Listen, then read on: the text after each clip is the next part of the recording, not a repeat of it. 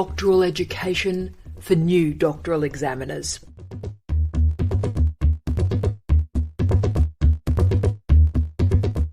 International doctoral education has a problem at the moment.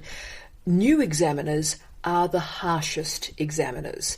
What happens, I think, is new examiners who come to the doctoral table confuse their personal experience of doctoral education with international expertise. So there's a confusion of experience and expertise. Training in doctoral examination is really rare, and that's a bit odd at the moment, because if you think about it, in universities, you get trained in just about everything. You get trained in all sorts of health and safety and occupational health and occupational safety and all sorts of things you get training in, but you don't appear to get training in doctoral examination.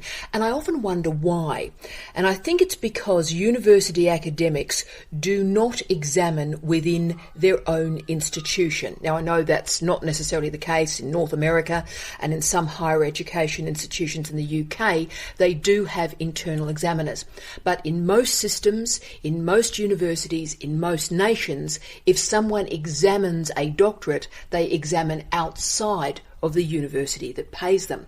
So it appears, therefore, that the university has no real responsibility to train examiners. But just because individual institutions don't gain implicitly from training examiners does not mean we shouldn't actually be contributing to the sector. So I had a few requests from all sorts of friends and colleagues around the world to talk about examination, particularly for examiners who are trying to get that first examination and not stuff it up, not actually cause problems. Because as we've talked about, all of us who have selected hundreds, probably at this point thousands of examiners in our careers, we cannot tell you how often the person who it's their first examination, they bugger it up, they cause problems, and of course it causes problems for a doctoral candidate and slows down their graduation. So this is very serious. So it's my pleasure to talk with Steve Redhead about examination, and Steve, how we can help our junior colleagues, our early career researchers get into doctoral examination and do it well. Why is there no training for new doctoral examiners? Yes, it is an odd blip. As you say, it's training for everything. I think what happened over the decades is that people just assumed that you would learn on the job. For a decade I was part of the Council for National Academic Awards in the UK, CNA. And in terms of research degrees, we were really concerned to try to set a precedent where people who were the director of studies, would help train on the job the second supervisor. And not all systems had two supervisors, but that was also part of the system. This idea of training on the job. But training for supervision. Training for supervision, but not examination. I don't ever remember that. I think in an oral exam system, which still exists in much of the world, you do get some kind of training actually at the oral, because a more senior examiner is actually able to inculcate good practice. And mitigate and manage any weirdness too. That's right. I mean, the opposite can happen as well. They can be, bullying and overbearing. But I think that in a system like Australia, where you don't have oral exams, then there is no learning on the job at all. No. So I think it is a real gap in our knowledge and our training systems. And it is a sort of great unspoken secret too. For those of us who have been involved as Director of Postgraduate Education, who have to mop up the mess, and often it is a mess, and I'll explain for listeners what that mess is. You have 3 examiners' reports in an Australian system. Some universities do 2. My goodness me, I believe we should be doing 3, but still. Have 3 examiners, and the supervisor's done the right thing, 2 very experienced examiners, and giving 1 new early career researcher an opportunity in examination, and the 2 experienced examiners come back time and time again as a 1 or 2 straight through or minor corrections, and the inexperienced examiner has just had a brain explosion, a brain freeze, compared it to their own doctorate, which they assumed was magnificent, of course, and have come in at a 3 and a 4. And basically 8 people in the university hierarchy have to get together and discuss these 3 reports, knowing that one person's had a brain explosion and, has embarrassed themselves, embarrassed their institution. But in some ways, this is almost like an abuse narrative. It's silent, and we all secretly know this is what's going on, but no one is really talking about it overtly, which is what today was about, really. So, therefore, Steve, have you got a sociology or an explanation or even a theory of why new examiners are the harshest of examiners? I think it's all, you're always trying to do your best. Yes. So that impulse is an important part of it. That's something, I've done about, I think, 88 examinations now around the world. And I still actually enjoy doing it. I want to do my best for the student, for the area of work and so on. And I think particularly when you start, that's what you want to do. So I think the impulse comes from a good place a lot of the time. But if you're just not really, if you're, obviously by definition you're not experienced, but also that you may not even be really on top of the particular area. Very often, partly because of the burgeoning of interdisciplinarity, you're only partially aware of the sort of work that student is doing. Yeah. So unless you're absolutely, the international expert in that area, you're always going to be winging it a bit. And I'll ask the great unspoken question, which is, it's all about standards. It's standards, darling. It's about standards. But, how do you know what is a doctoral standard unless you've marked 80, 90, 100, and continually marked? I mean, most months there is a doctorate in this house. There is. One of us is examining, and we talk about it, and we get it all since we got married. So we have a very good sense of that's below international standard, that's at international standard, and that's above international standard. Yes. But how do you know where that line is? As you say, it is probably only from your own experience, so it's your own PhD. And also reading a lot of doctorates that too. You're carrying. Because once we're not examining, we're also reading. I read a lot of doctorates. But I think the new person is only experienced in their own PhD. Yeah. And I think that's part of the problem. So actually talking about it, and obviously we're kind of suggesting a way of training and retraining for examination. Actually talking about it in seminar form or workshop form is actually very important. I mean, that's what we've done as we happen to be married, and we happen to be married for a long time.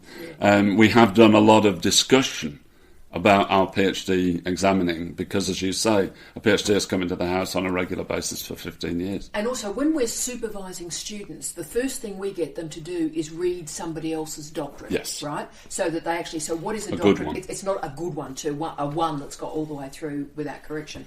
But we get them to read it so it's no longer a mystery. That's what a doctorate looks like. And I just wonder whether we should be getting early examiners to say, look, sit on your clacker and read five PhDs and the examiner's reports, whether we should anonymise them so that the student is anonymised and the examiners are anonymised, and they see what a good report looks like. Yes, I think that is a good idea. And that would be part of a training structure. Yeah, and I just think it would be useful. And I know it's, in a selfish, self-absorbed neoliberal university, it's all about what delivers my KPIs now, and this doesn't deliver any KPI. But my goodness me, it contributes to standards in the higher education sector. It does, to an international academia. It does. Steve, I found, and you've already touched on this, particular challenges, when new examiners who perhaps are in the social sciences, perhaps the more traditional social sciences, move into the humanities. So they're examining a humanities thesis. And I've had 5 separate occasions in England, in Canada, and also in Australia, where a new examiner who's been in the traditional social sciences, reified, so there's a chapter that's a literature review, bit tortured research methods, all that sort of stuff. So that was their background. And they've got a high humanities doctorate that's come to them, and they arrive in my office almost in tears, angry, going, this isn't a thesis, what's going on here, I don't even know what this document is. And I'm looking at it and going, this is an outstanding humanities thesis. So why do you think there are so many problems in examining humanities theses? Well, I think you've touched on it partly because there is, in certain parts of the social sciences, there is almost that, if you like, scientific, almost empiricist demand for, the data, for reflection on the data and so on. Whereas humanities theses are not like that. And I don't think they can be press-ganged into that template. I think that's definitely one of the problems. But I think also in a country like Australia, particularly where science dominates so much in all forms. I was a sub-dean of graduate studies for quite a long time in the past few years. And I felt, even in a faculty of arts, actually, that very often science-based templates were ruling everything. And the humanities were almost kicked out of the park. And I think that's a real problem. I think that's a problem academically and internationally. But I also do think it's a problem for examining. Yeah, so again, as you've said, for those interdisciplinary topics where when we are selecting examiners, and it's incredibly important, we know that each examiner is going to bring a different thing to the table, and they're also maybe not going to have expertise in one element of the thesis. That's right, yeah. And so you need to be an experienced enough examiner to say, right, I have been hired to evaluate and assess this suite, this component of the thesis. Now that area over there in queer theory, or that area, that's not my bag. I'm assuming another examiner will be doing that expertise. And by the way, you can write this overtly in your report too. You can. So this is my area of expertise. That's the original contribution to knowledge. That is at standard. Yeah.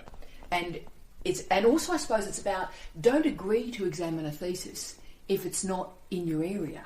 Yes, don't let the enthusiasm for, doing a good job overwhelm the idea that you should have a proper expertise here. Because it's people's lives. And as I've said, remember, if you make a mistake, a hell of a lot of people and a lot of hours go into trying to sort out the errors that you've made. So, Steve, let's get to the crunchy bit if we can, the how bit of this. And it's a hard question, take as much or as little time as you need, and I'll talk through it with you as well, but can you go through the process of how you examine a doctorate? So you've been selected to examine, you agree, you sign off, and the document arrives either in the post or as an attachment to an email these days. So what do you then do? I read the bibliography first. So you read the bibliography first, and hopefully you don't do the dreadful masculine thing where you look for your own name in the bibliography. Oh no, I do that. You tragic man. Right, but so the first thing is you look at the bibliography. Okay, but what are you looking for? Comprehensiveness. So if it is your area, you're including yourself. Oh, you're a terrible person. No, I think comprehensiveness is very important. But then I would do a general read. Yeah. And I would be trying to apply my particular expertise in the area and looking for, that general phrase, original contribution to knowledge. Not trying to see whether this was the sort of thesis I would have supervised or I would have written, but actually to take as a general read what it is that has been done in this thesis. And I would make some notes at that point. Right, so I'll just stop everybody there. So firstly, look at the bibliography. Then you do a first general read. So basically what that first general read is this of standard? Exactly. And particularly, remember, the difference between a master's and a doctorate is there an original contribution to knowledge? So the abstract becomes incredibly important here. Yep. This is read very carefully in this first read. So that's why I always advise students to write, my original contribution to knowledge is, and answer that in a sentence. So that first read gets the vibe. Is it of standard? Is there an original contribution to knowledge? Continues. Yeah, and I've examined about, I think, actually 88 now. Yeah. So I've got enough experience to know whether this text A fits into the general standard of the PhDs that I've both examined and supervised actually around the world. But I'd do a second read, which, and again, both the first read and the second read, it's aimed at writing my report. Yes. And the second read is really about whether I can make criticisms, constructive criticisms, which hopefully would actually feed into the students' work, maybe even publication of the PhD after the award of the degree, and whether there have to be minor or major changes. Right, so I'll just stop everybody there. So, Steve, the second read is when you go, right, this is clean, and remember, only about, I think, 17, 18, might even be up to 20, but about 17% of theses go through as a 1. That's passed without correction. Right, so you go 1, it's a 1, or you start to think at this point, there's maybe a few too many grammatical errors, there's some academic protocol issue areas in the footnotes, one bit of a chapter, this theoretical apparatus is a bit wonky. Little things like that, that's a 2. But if there's a problematic chapter, if you go, right, chapter 3 is stuffed. Yeah. Chapter 3 is a problem, or the candidate ran out of puff and the conclusion is poor. When you start dealing with that, then you're moving into 3 major corrections. So 3 is a major correction, so that'll take a bit of time. And what I then call is below the line. If there's a deep problem with method, you think there's some empirical issue, the ethics matter may be a concern, there's more than one chapter that's problematic, then it starts to get into the 4 to the 5. And then, I suppose, do you realise by the second read, Steve, if you've got a deep problem? Yeah. So, in other words, this is perhaps going to have to be an MPhil or indeed fail? Yeah, exactly. So I mean, that's been my method. I've never really changed that method, but I have had to slightly adapt by moving from a system systems where you had an oral exam to a system in Australia where you don't have an oral exam, and you're aware that you're not going to have a chance to put these questions that you're writing down in your notes when you read the thing to the student in an oral exam. I think that is very different. So let's stop you there. So just for international listeners, as you know, we're a big believer in oral examinations. We think Australia should have oral examinations. But when you're examining with an oral examination, let's break this down a little bit. So in, say, the English system, and obviously you've also examined in the Scandinavian countries that also have an oral examination. So what happens is you examine it, you go, right, this is fine, or these are the areas of challenge. And the areas of challenge or issue, they then become the basis of your questions for the oral examination. So you go into the oral examination, I would argue, knowing that the candidate has done okay. Yeah. So you know they're going to get a 3 or a 2 or a 1. And if you're going to fail the doctorate or there are problems there, that's when you're just going to see if, as the student got anything to say, can you lift it up to a major restructuring or something. But so you go into the situation, you go into the oral exam for that final check to see whether they're going to get a 2 or a 3. Do you agree with that? I do. So the script determines the success of the student in both systems. Yes. But in the Australian system, you don't have that final check. So perhaps you have to be a little bit more vigorous, rigorous and careful in the written component of the examination, because that's all you've got. Does that make you a harder examiner? Possibly, and I think that's maybe why in the Australian system, new examiners are seen to be harsh. Because that's all you've got. Yeah. It's you haven't got that final check. Isn't that interesting? See, there's so much work we all need to be doing here that it is that final quality assurance check. So you basically do 2 reads. I do. You? Yeah. I do one more. My final third read is the checking read. So that's when and it's very anally nightmarish, but I go through and I check the footnotes. I go through and I check the footnotes. I check the page numbers. I'm that methodical, because in the high humanities you need to get those details right. So, and particularly since a lot of my doctorates are using footnotes as well, so a lot of them are history or cultural history. So the academic framework, the academic scaffold really matters. So I hope that bit helps people. That's how you do it. So, Steve, we do need to socialise our new examiners. What would you advise that new examiners do, and indeed international higher education institutions, so vice-chancellors, deputy vice-chancellors, dean of graduate students, dean of graduate research, that might be hearing this podcast, what do you advise that we do to help the system and help these early career researchers? Well, I think you do have to set up training systems, workshops and so on, workshops, seminars and programs of reading, which help people to be examiners. It's something, as I say, that we've kind of left out almost as an afterthought. But it's a really important part of the whole system. And I think especially it's important to put these training regimes in place when you've got a globalised academic system. I think that's the thing. Globalisation, if it means anything, is really about international academic standards.